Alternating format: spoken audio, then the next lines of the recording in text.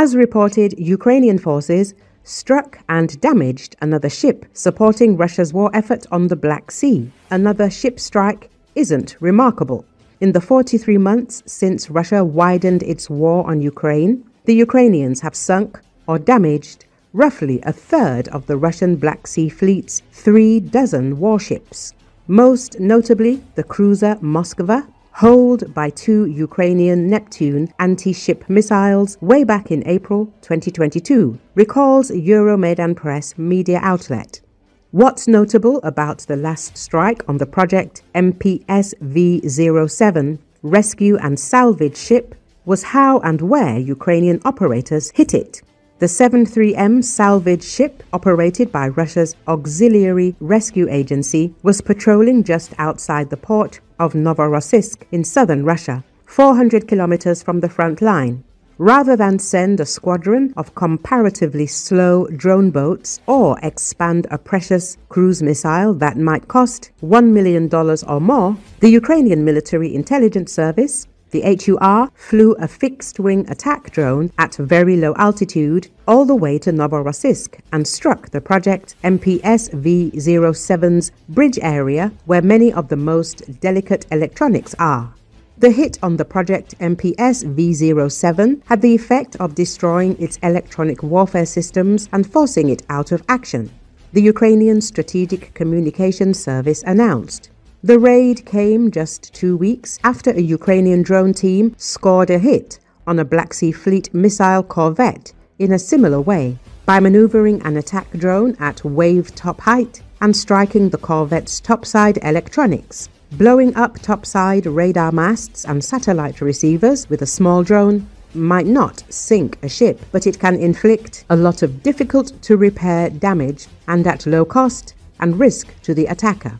Even the priciest attack drones cost just $200,000. Most are in the range of 5 figures. Euromaidan Press says, it's worth noting that the Project MPSV07 is an ice-hardened vessel with a reinforced hull for sailing through icy northern waters. All that extra steel makes a Project MPSV07 a harder target than, say, a thinner-hulled missile corvette. In that context, the attack on the vessel's electronics makes even more sense. Until recently, the waters around Russian-occupied Crimea were protected by one of the densest air defense networks in the world. Dozens of Russian radars, mobile guns, surface-to-air missile vehicles, and batteries, including long-range S-300 and S-400 SAM sites. But now they have been destroyed. Russian ships have become easier targets. In these circumstances, these ships now prefer to flee to avoid Ukrainian strikes.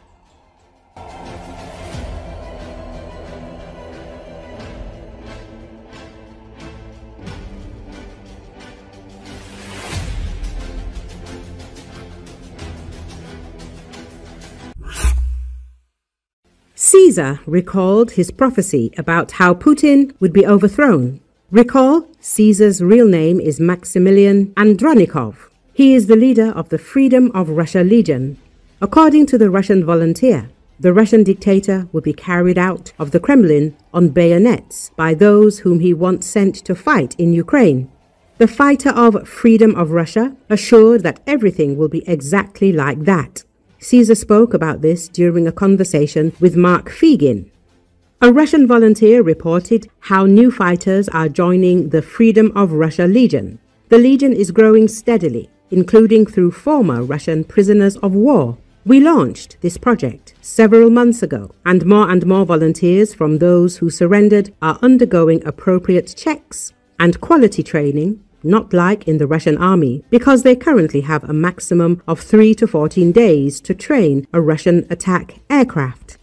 Maximilian Andronikov predicted the inglorious end of the head of the Kremlin. Now, more and more fighters from the Russian army are specially switching to us. Even before joining the ranks of the Russian armed forces, they contact us through I Want to Live or through the Russian Legion bot.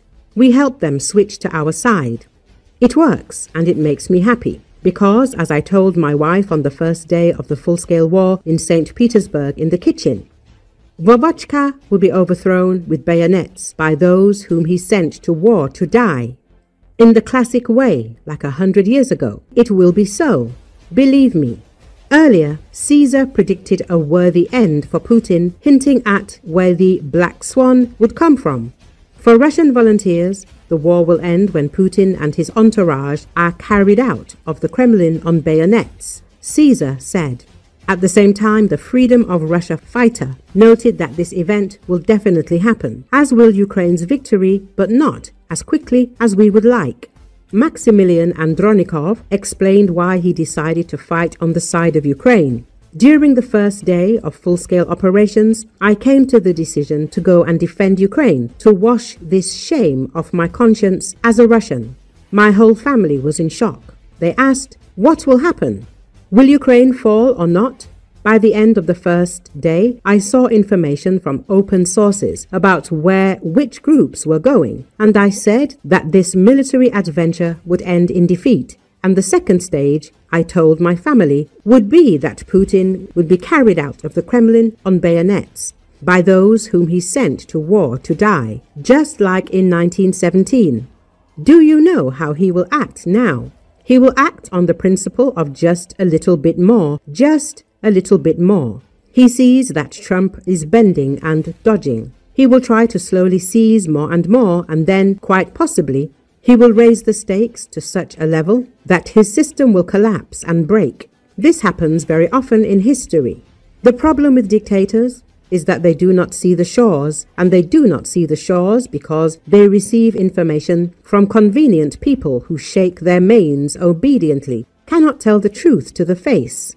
I repeat once again, Putin does not see the limits. It seems to him that if he presses a little more, Ukraine will break. Let him see that he himself does not break, and we will always help him. The Russian volunteer summed up, smiling slyly.